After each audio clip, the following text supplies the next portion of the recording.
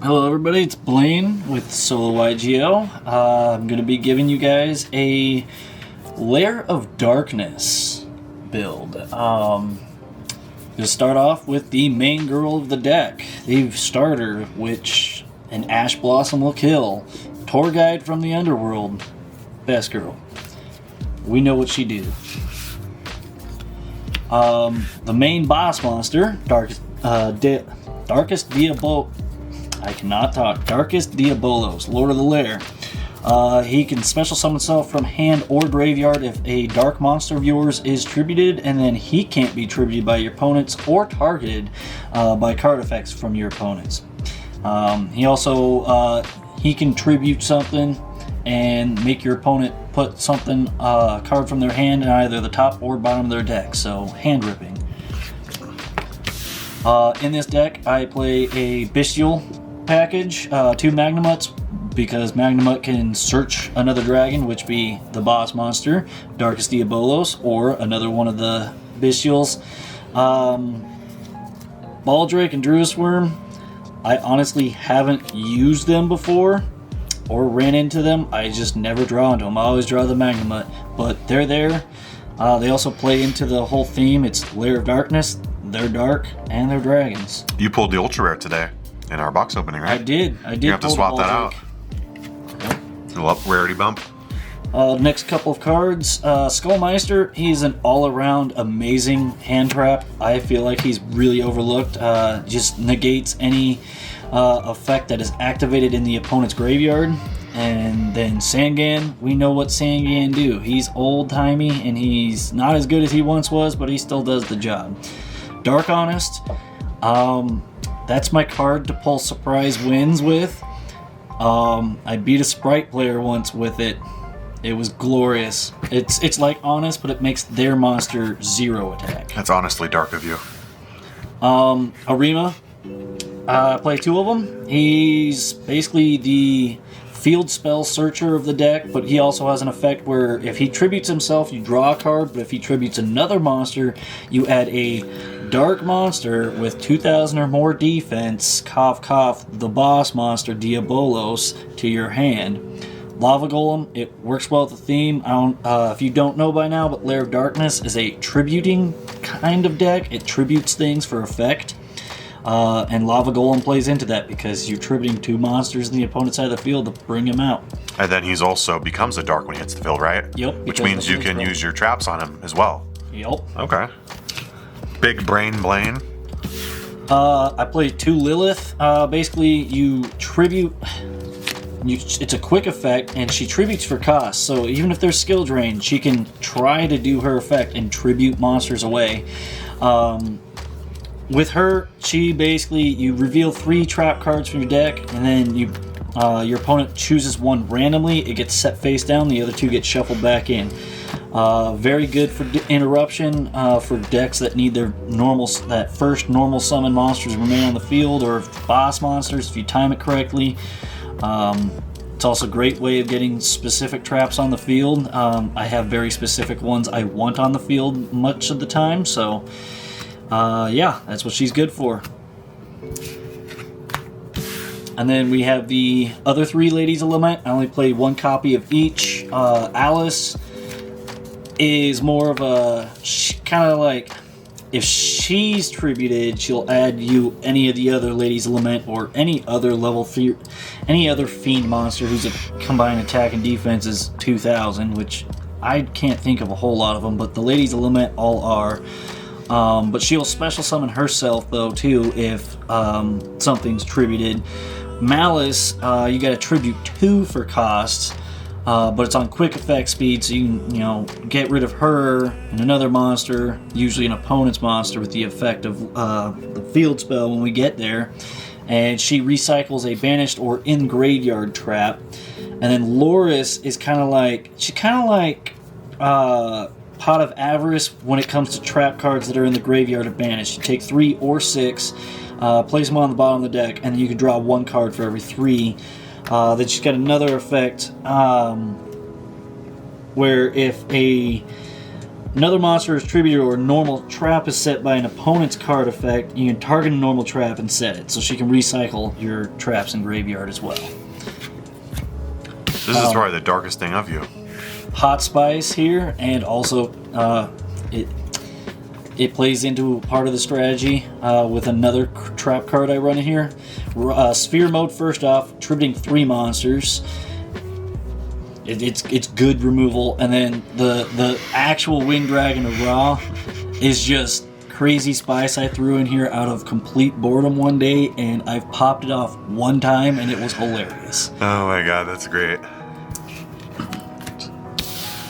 So going into the spells, we got the main spell, Lair of Darkness. Basically, it turns everything on the field dark, and then once per turn, if I would tribute a monster to activate a card effect, so all of my sisters and Arima and Diabolos, I can tribute a dark monster my opponent controls, and unless it's an unaffected by everything monster, it's going to be dark, and it gets tributed, and at the end of the turn, depending on whose turn it is, that player gets tokens equal to the amount of monsters tributed that turn, as many as they can.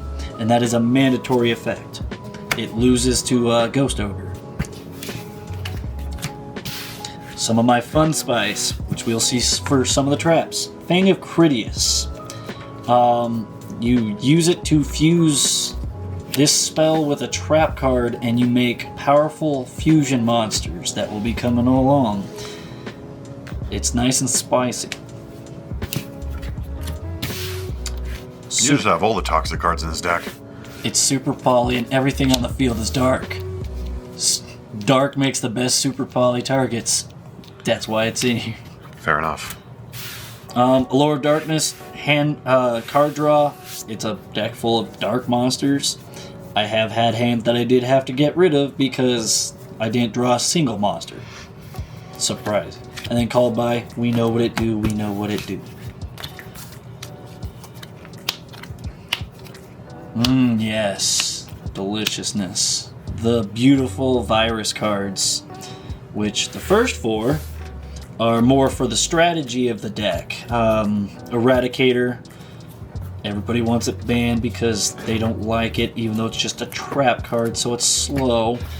You tribute a dark monster 2,500 or more attack, and you choose spells or traps. The next 3 turns, your opponent has no spells or traps. They can draw. If they draw, they're destroyed. If they're on the field, they're destroyed. Grinning Grave. You tribute a dark monster with 3,000 attack or less, and it basically makes the opponent destroy from their hand and field or deck one card for every 500 attack. But if you tribute something with 2,000 or more, then for the next 3 turns, every card they draw, all monsters they draw for the next 3 turns destroyed. Full Force Virus. You tribute a monster with 2,000 or more defense, and then it destroys all monsters on the field in their hand, and then for the next 3 turns with 1,500 less defense. Deck Devastation is same thing as that, but for attack. And then Crush card, it's more for Fang of Critias plays. It's weak compared to what it used to be, because now you can give the opponent can get advantage off of it, and I don't like that, especially if they're playing Unchained. What is this, GOAT format? You got Mirror Force and Ring?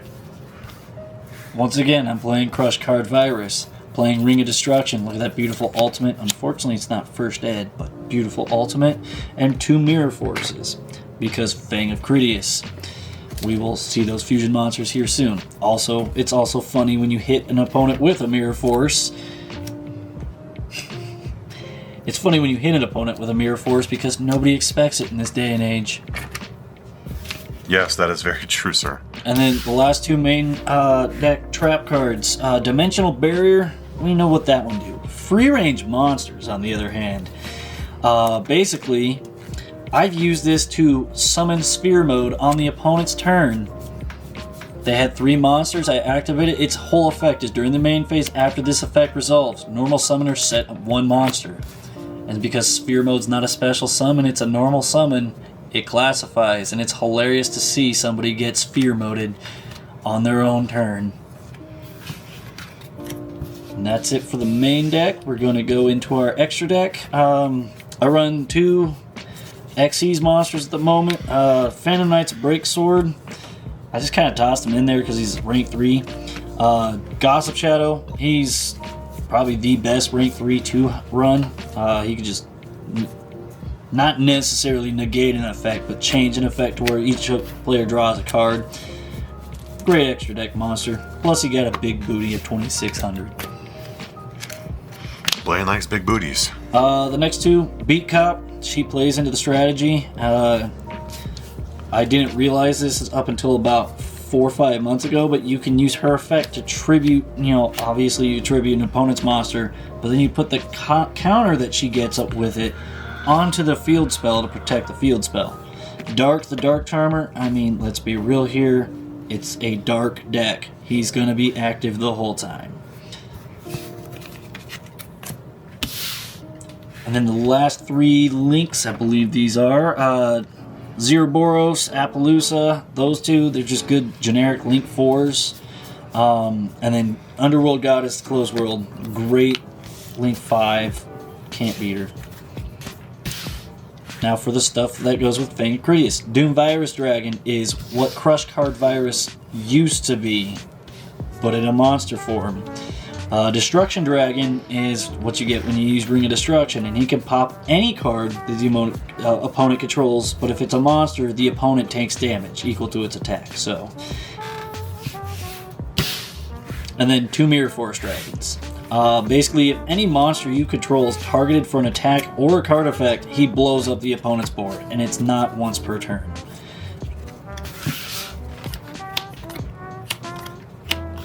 Super poly targets. Starving Venom. We know what he do. Garura. We know what he do. Trifaveritum. He's the less played card, but he's out there. He takes 3 dark monsters on the field, so perfect super poly target. He does have an effect where if the opponent would special summon from the extra deck, he can negate that special summon and destroy that monster.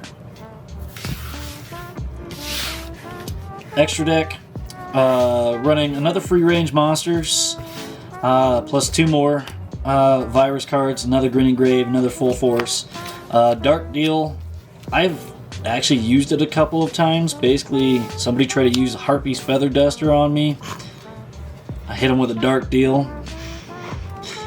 Yeah, and another free range monsters because I like to tribute summon monsters on the opponent's turn.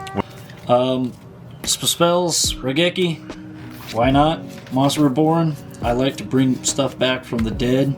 And another Fang of Critias, just depending, it usually depends on the matchup. I might swap it in or swap it out. For some monsters, 2 more Lava Golems because another Arima, and then Ash Blossom. And then the rest, another Lilith, another Alice, Lancia because I don't like stuff being banished, and then another Sphere Mode because Kaiju thing. That's my Lair profile. Hope you guys enjoy it. I hope you guys have a great day. Thanks.